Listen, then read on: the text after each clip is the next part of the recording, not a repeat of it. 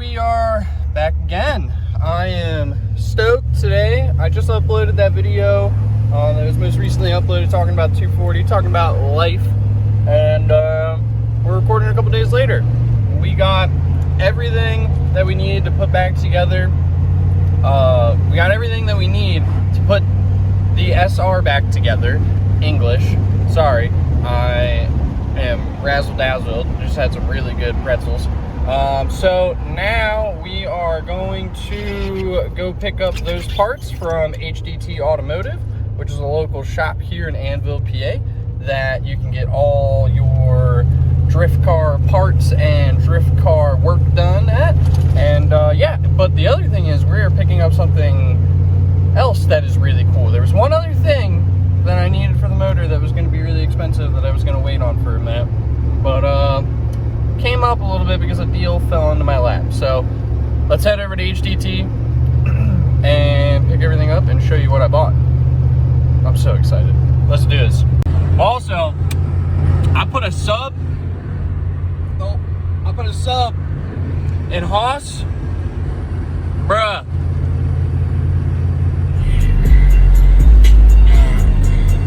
Oh my.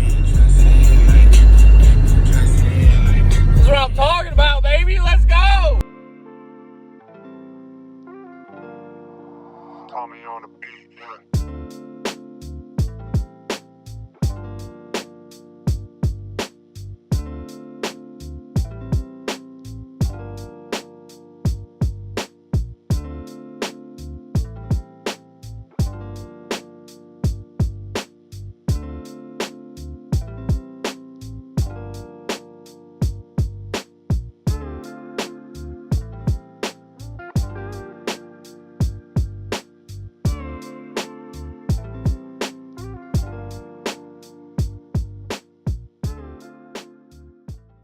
Boom, new day, back in the shop, and yeah, go figure, we're back in the shop.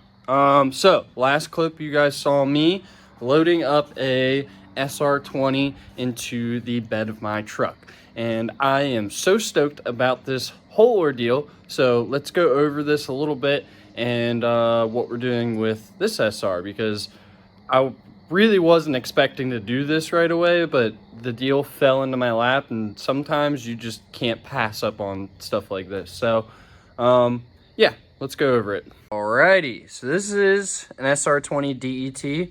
Now I paid $650 for this, and you're probably thinking, holy crap, that is cheap. Well, there's a reason it's cheap.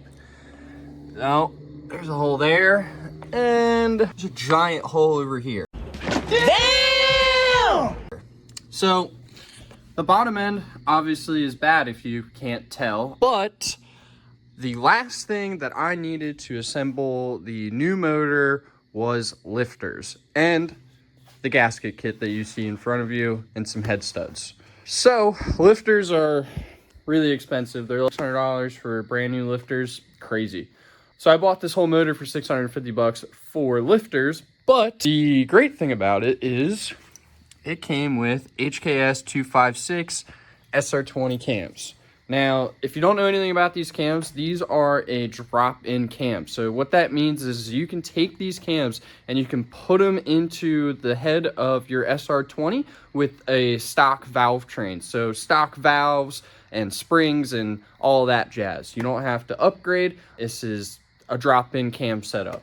And with this cam setup, you'll actually be able to get around, I think it was 400 horsepower, or you're able to push up to around that horsepower. You're not going to get it from cams, but you're able to achieve those horsepower numbers, if that's a good way of putting it. So in the last video, like I said, I was like, oh, I'm not going to put cams in this thing right away. I'm going to put it stock and just get it back together. But this was an absolute deal. So here's what we need to do. We need to disassemble, wow, is that English? Here's what we need to do. We need to disassemble this motor because my friend Greg is coming over this weekend and we are going to assemble this built SR. That's right. Yes, we're going to assemble a built SR. I'm very excited. Now this video is mainly on the disassemble, so that whole process is not going to be in this video, but it will be in next week's video.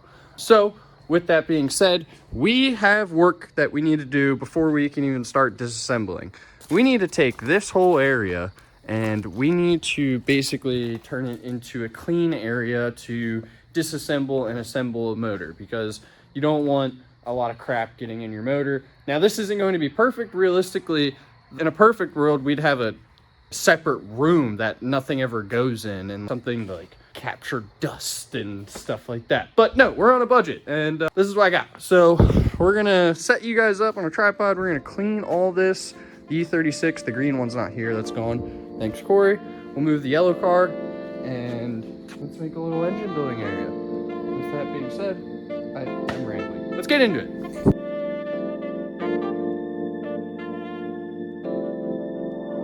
Tommy on the beat.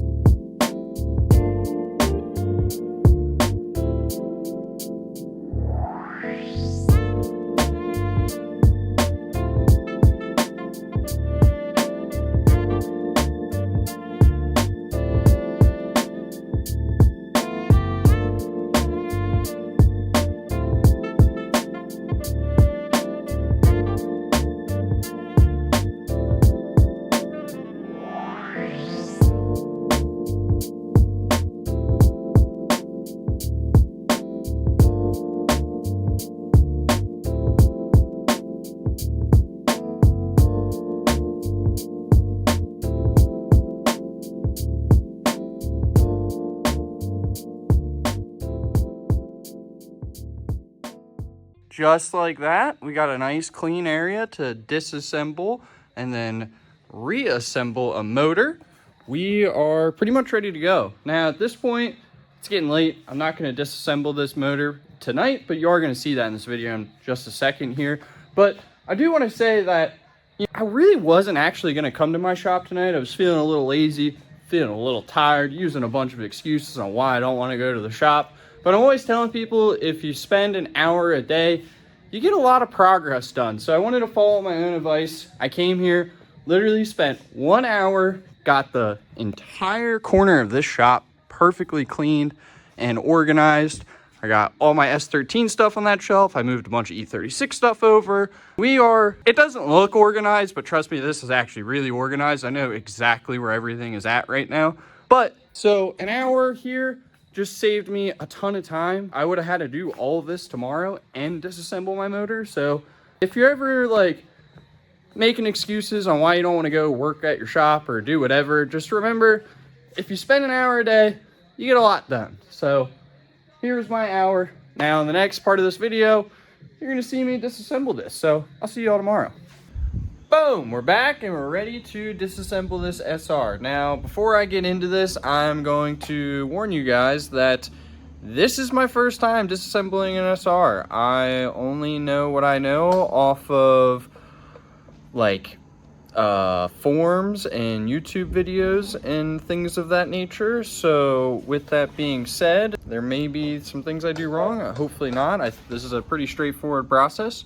And I'm going to do it exactly by this form that I read, which I can link if you guys want. But if you guys are familiar with this process and I do something that I could have done differently, then go ahead and let me know. So without further ado, let's put you on a tripod and let's just get straight into this. There's already a bunch of things that are already off, like the intake manifold, turbo manifold, valve cover. Just noticed this cam cap bolt is loose, which is terrifying. Anyway, but I want to grab all these coolant hoses off and a couple other things, so that way the head's just a little bit easier to get off. So let's attach that real quick.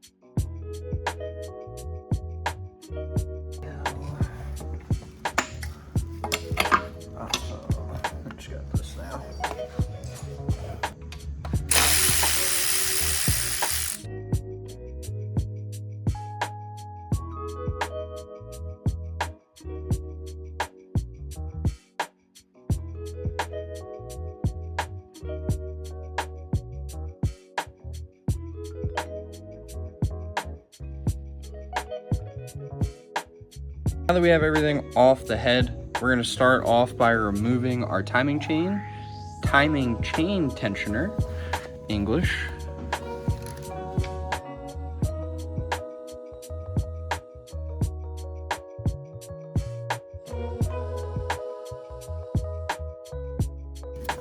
And you're just going to want to pop this off, but I'm going to need 2 hands for that, but you got it from there. So we're going to put a 1-inch wrench on our cam here. And then we're going to grab a 24-inch, 1/2-inch socket, put it on the end, and pop this off. Just like that.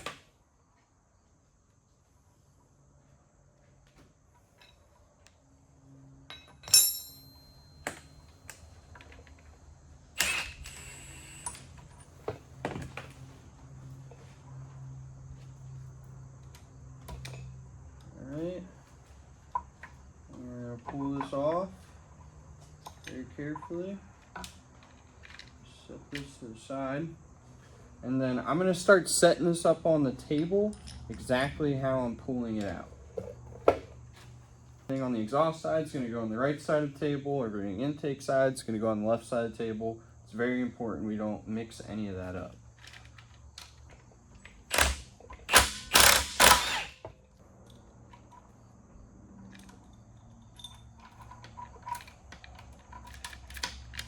Alright, now we're going to take off our cam intake caps. Now this is a very important and careful step that we need to pay attention to.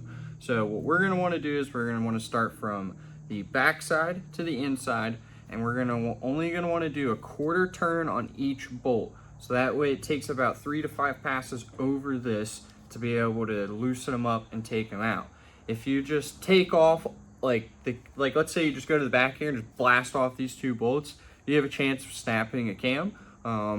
Apparently it's not really likely to happen on a 4-cylinder engine, but we're just not going to take that chance. We're just going to do this the proper way, and this is how the forms tell me, so that's how I'm going to do it. So we are just going to 1/4 turn, 1/4 turn.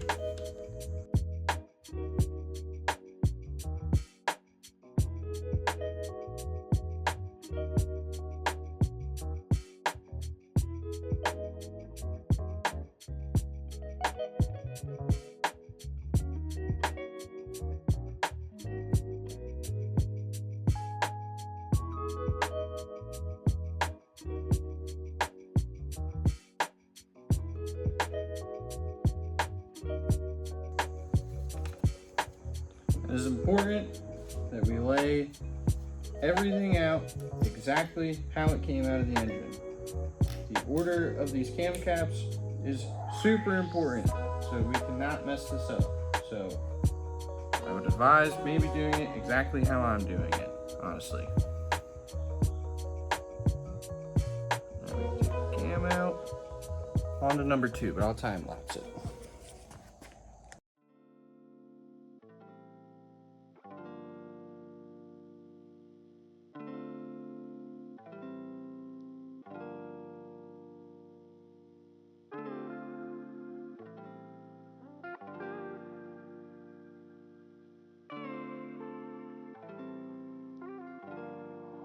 Tommy on the beat, yeah.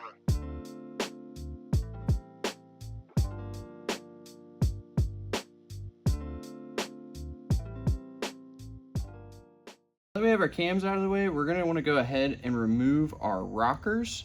And again, when we're setting these on the table, we want to set them in the exact position that they came out of the engine. Rockers out, you want to go ahead and grab these shims, and again, put them on the table in the exact position that they came out of with your rockers.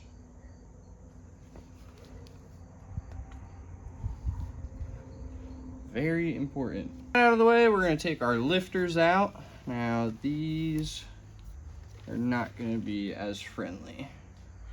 We're going to have to do some wiggling and some pulling because oil has them compressed inside of the head, so it's going to be a little rough.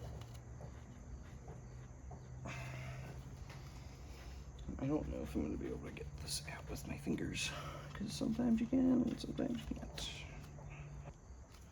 You just want to keep wiggling, and then you'll have your lifter out. And now you just got to do that for every single one without fucking them up, which I did not. So let's go, baby.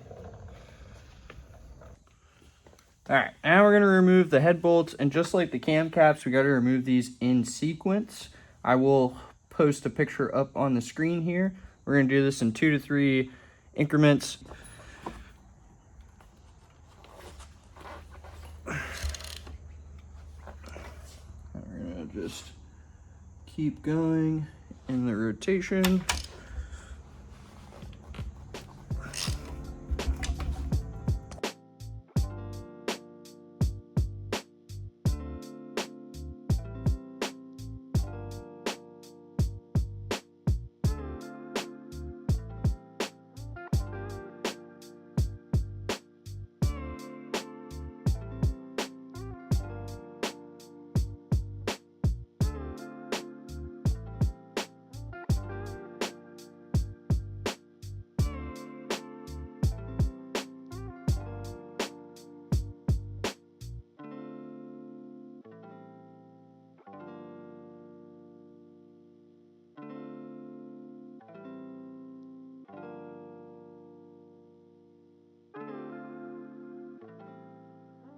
Everything out, we're gonna give the head a few taps with a soft mallet here, Tommy on the beat. and that should start to release it. Yep, there it went. This side, maybe. Okay. Now you're gonna want to hold. You can do this with one person, but it's easier with two. You're gonna want to hold the chain so the guides don't get. Now drop the chain. And just like that, the head is off.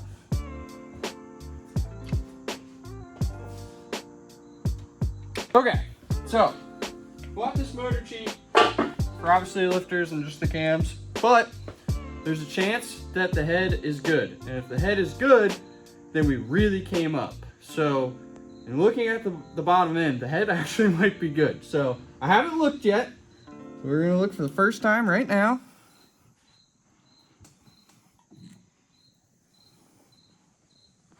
Holy shit, I think it's good. It's a beaut, Clog. It's a beaut. No fucking way, dude. It looks like there might be a little yeah, it might have had a little contact like right here, a little on the valves. So maybe like a slightly bent valve, dude. But oh my god, the head is good. Yeah. I mean this can get all machined out. That's not that big of a deal. I'm pretty sure I'm not talking out of my ass on that one. And then just new valves. Oh yes, dude. Okay. And that's a win. So, that's it. That's how you disassemble an SR20. First time ever doing this. Wasn't that bad.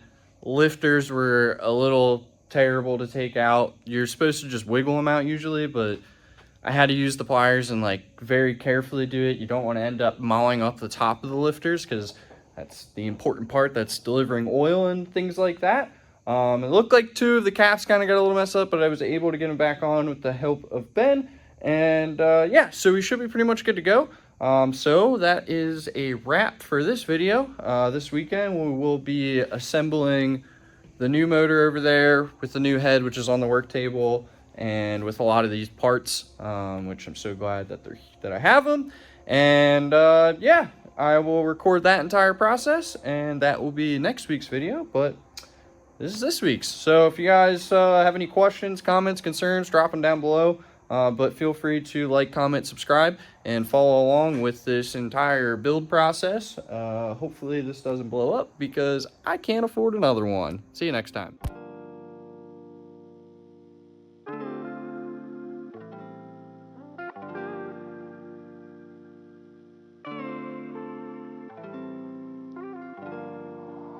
Tommy on the beat, yeah.